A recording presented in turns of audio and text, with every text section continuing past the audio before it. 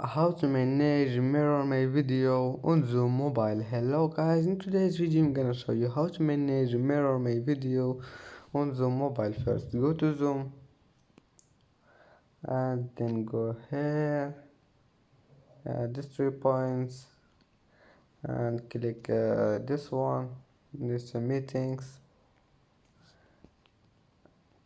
and now okay, need to find this one here, mirror my video, and just click on it if you want to turn it off. And as you see, mirror my video has been turned off, and if you want to turn it on, just click on it, and that's it. It's easy, and that's how I manage mirror my video on Zoom mobile.